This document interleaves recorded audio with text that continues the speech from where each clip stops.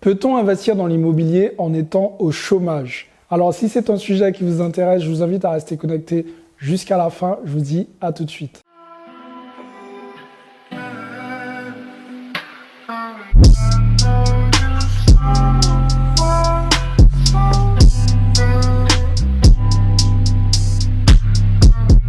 Salut à tous, je suis Xavier Prétérit, je suis l'auteur du livre Cap des Parkings et je suis aussi l'auteur du livre Devenir libre financièrement grâce aux immeubles de rapport.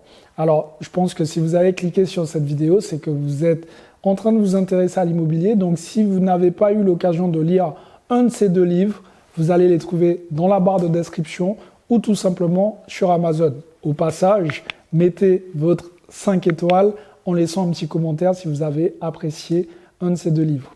Alors maintenant, les amis, nous allons voir est-ce qu'on peut investir dans l'immobilier quand on est au chômage.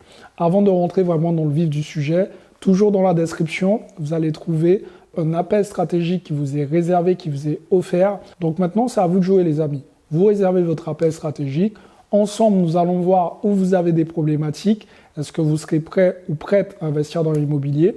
Et à ce moment-là, je vous aiderai à passer au niveau supérieur, bien évidemment, en fonction de votre situation personnelle et professionnelle.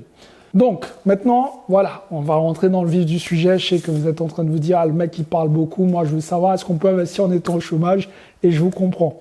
Avant même de vous dire si on peut ou pas investir en étant au chômage, il faut savoir que c'est une tâche qui est déjà plus complexe. Investir dans l'immobilier, surtout en France, les banques demandent en tout cas une certaine garantie. C'est plus favorable pour vous en tout cas si vous avez un CDI, si vous avez un bon salaire, enfin si vous avez une situation entre guillemets stable.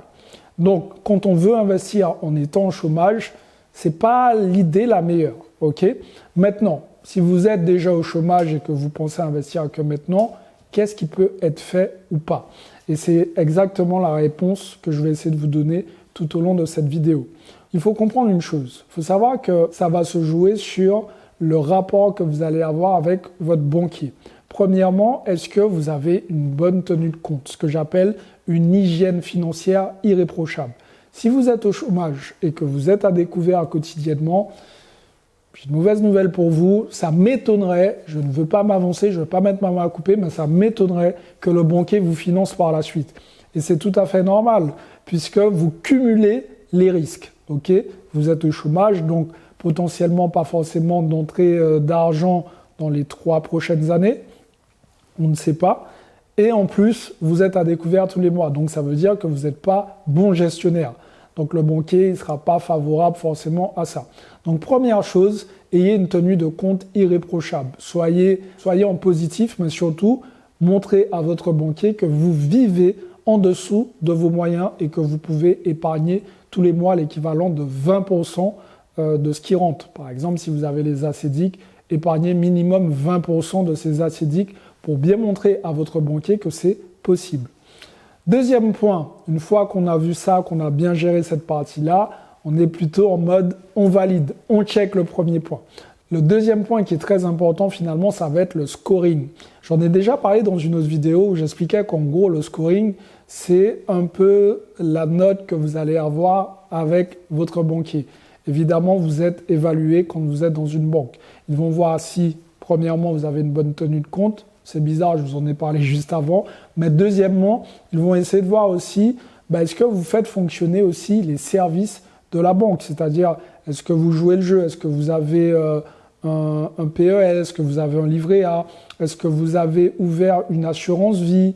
Est-ce que, je ne sais pas, est-ce que vous avez pris l'alarme sécurité pour votre maison? Enfin voilà, des petits éléments comme ça qui montrent que vous jouez le jeu.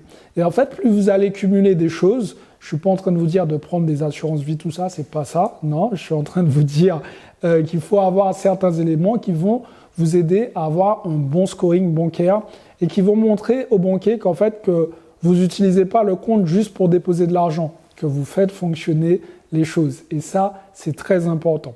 Donc maintenant, on va passer au point numéro 3. Le point numéro 3, c'est tout simplement l'épargne. Effectivement, si vous êtes au chômage et que, comme on a vu, que ce n'est pas la situation la plus favorable pour vous, si vous avez de l'épargne, ça va vraiment faciliter votre dossier.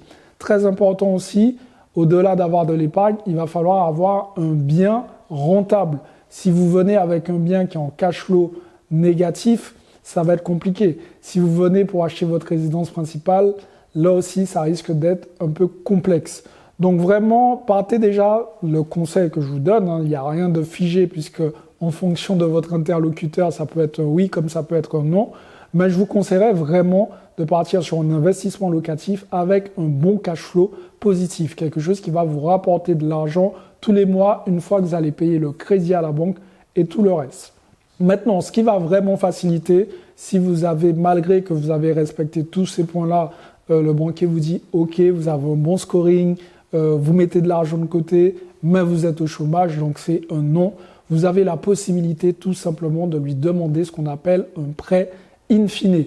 Le prêt in fine, c'est quoi? En fait, c'est ce prêt qui vous permettra, si vous voulez, entre guillemets, de franchir le cap de « Ok, on ne s'occupe pas de ma situation, mais on part sur autre chose ». Le prêt in fine va quand même vous demander une certaine épargne. Il faudra avoir de l'épargne. L'idéal même, c'est d'avoir la somme du bien que vous souhaitez acheter et la banque va l'utiliser en nantissement entre guillemets. Ils vont conserver cette somme et vont vous prêter par la suite la somme que vous souhaitez obtenir pour pouvoir investir. Cette somme sera bloquée. Vous allez uniquement payer les intérêts d'emprunt et les intérêts d'emprunt que vous allez payer, ça va être des intérêts d'emprunt par exemple sur 15 ans.